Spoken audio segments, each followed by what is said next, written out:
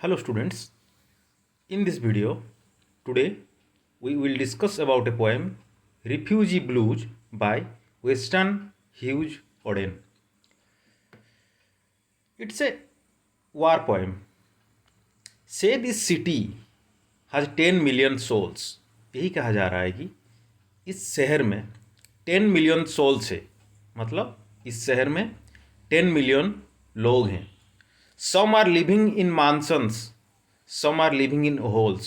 कुछ हैं जो बड़े बड़े बिल्डिंग्स में रहते हैं और कुछ हैं जो झुपड़ी में रहते हैं.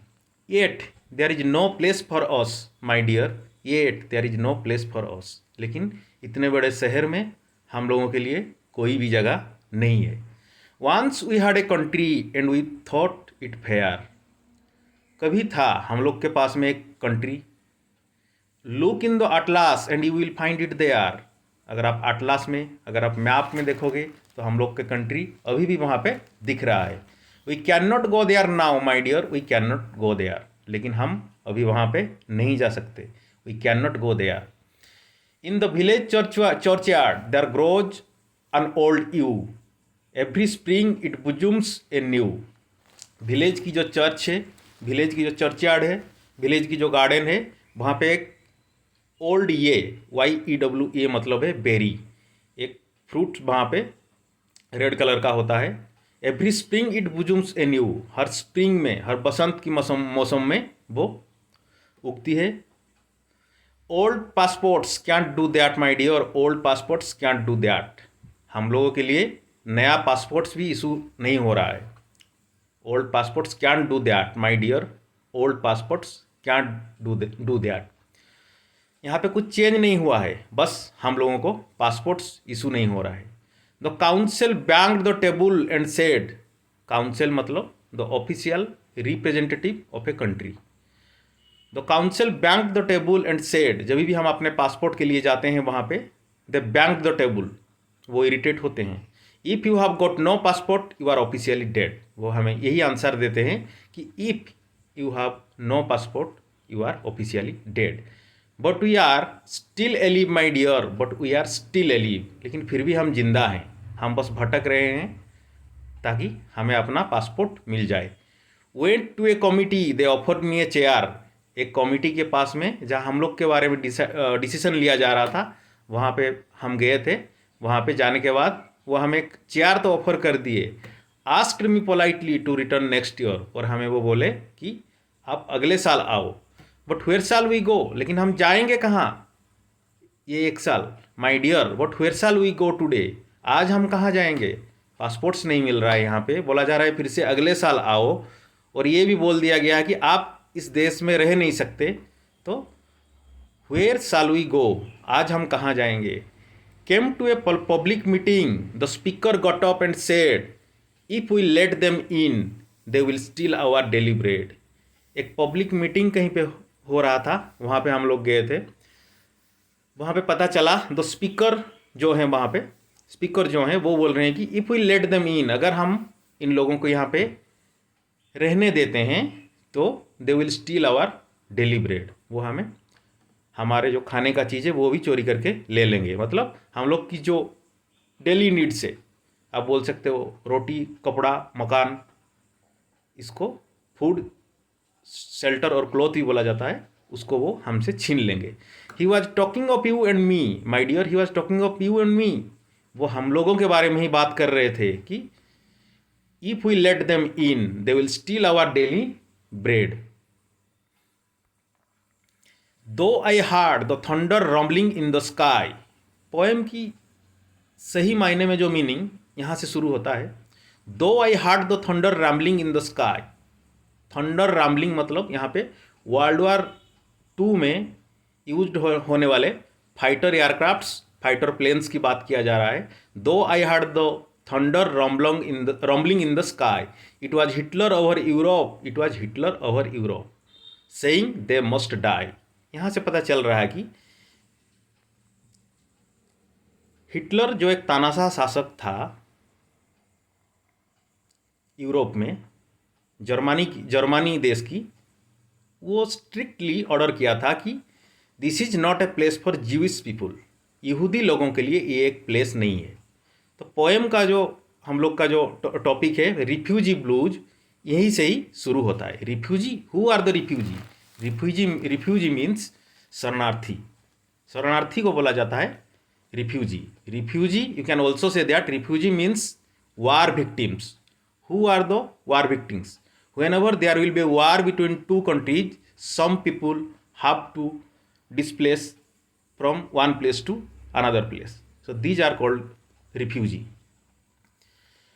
तो यहाँ पे ज्यूइश लोगों को, जर्मन में ज्यूइश लोगों को बोल दिया गया था कि आप अपने घर छोड़ के चले जाओ, और बहुत किलिंग्स भी हो रहा था ज्यूइश लोगों को। यहाँ से स्टोरी का शुरुआत होता है।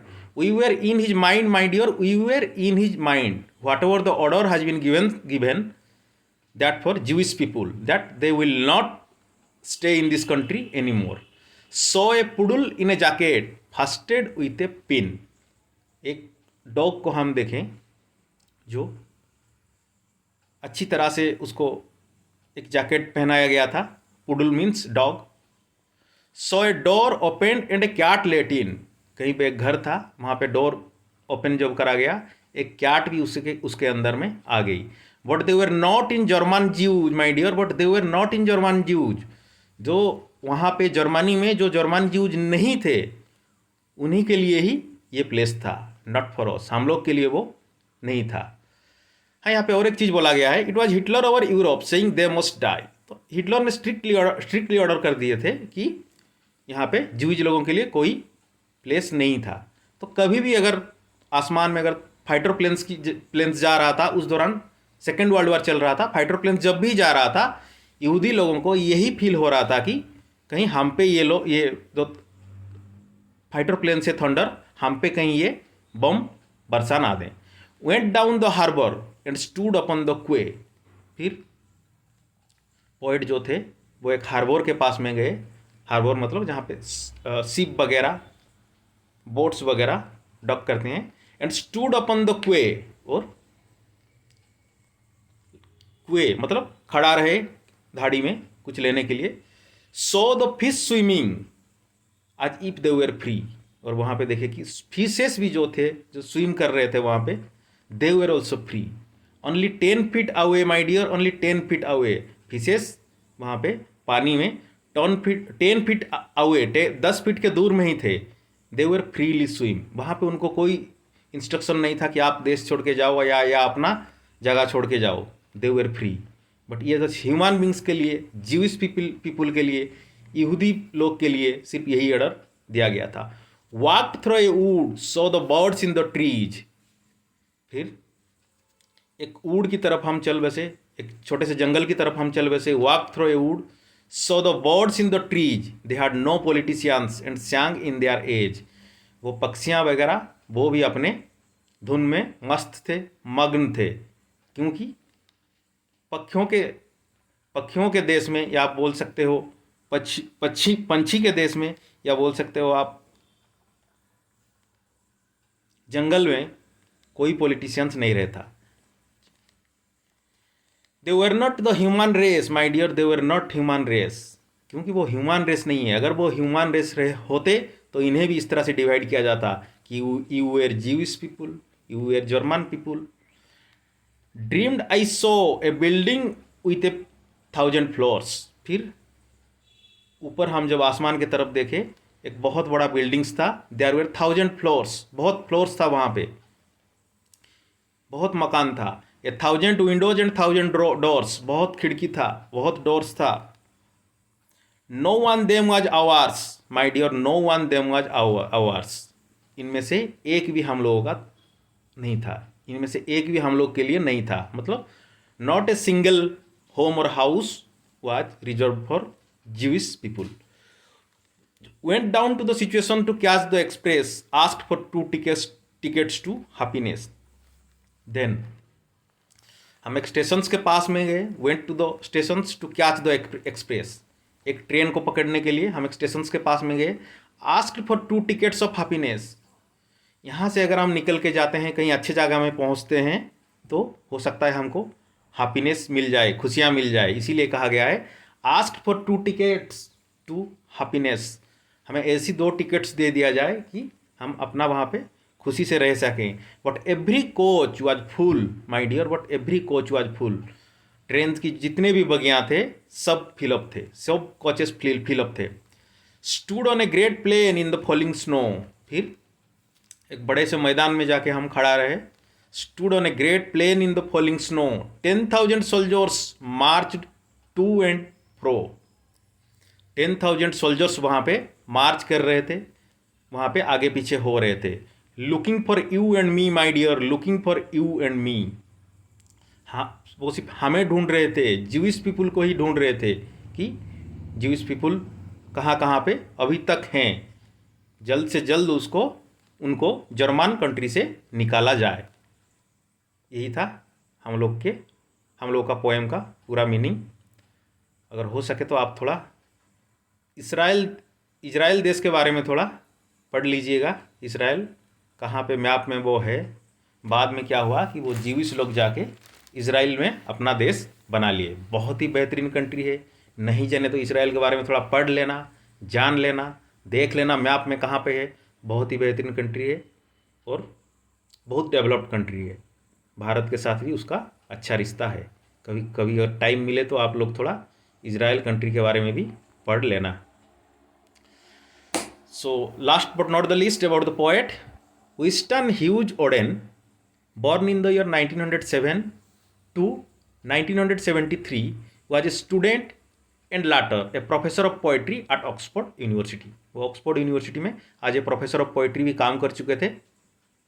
One of the most important poets of the century, वो इस शताब्दी के एक बहुत इंपॉर्टेंट पोइट थे, महान पोइट थे। He has published several collection of poems noted for their irony. तो कुछ मजाकिया चीज़ भी वो लिखते थे, करुणा की बात भी उसमें करते थे, मजाक बात भी उसमें करते थे, कंपैशन एंड विट।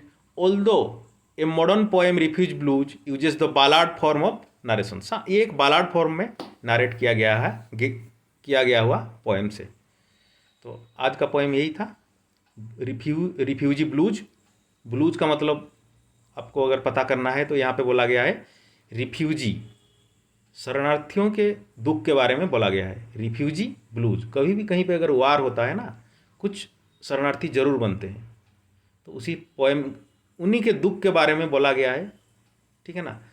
तो ये चीज़ जो थे रिफ्यूजी सिविलाइजेशन जब से शुरू हुआ ना, कहीं पे भी अगर वार हुआ होगा, युद्ध हुआ होगा, तो हो सकता है वहाँ पे रिफ्यूजी इस तरह से सफ़र किए होंगे। फर्स्ट वर्ल्ड वार को ले लो, सेकेंड वर्ल्ड वार को ले लो, जब इंडिया पाकिस्तान डिवाइड हुआ वहाँ पे भी शरणार्थियों की बात आता है। जब इंडिया बांग्लादेश जब अलग बने थे, वहाँ पे भी पाकिस्तान और बांग्लादेश जब अलग बने थे, वहाँ पे भी शरणार्थियों की बात किया जाता है। अभी भी रोहिंग्या मुस्लिम जो म्यांमार, उनका बात किया जाता है। और अभी फिलहाल जो वार चल रहा है, किस किस कंट्री का वार चल रहा है अभी यूक्रेन और रूस का, वहाँ पे भी रिफ्यूजी के बारे में हमेशा बोला जाता है। तो कहीं पे भी अगर वार होता है तो लोग तो मरेंगे, किसी का बेटा खो जाएगा, किसी का पापा खो जाएगा, पिता माता का पुत्र खोएगा, किसी का बहन खोएगा, किसी का भाई भी खोएगा। लेकिन बात होता है कि रिफ्यूजी के दुख के बारे में इस पोएम में लिखा गया है। तो आप लोग देख लीजिएगा थोड़ा टाइम मिले तो। All of you take care, bye.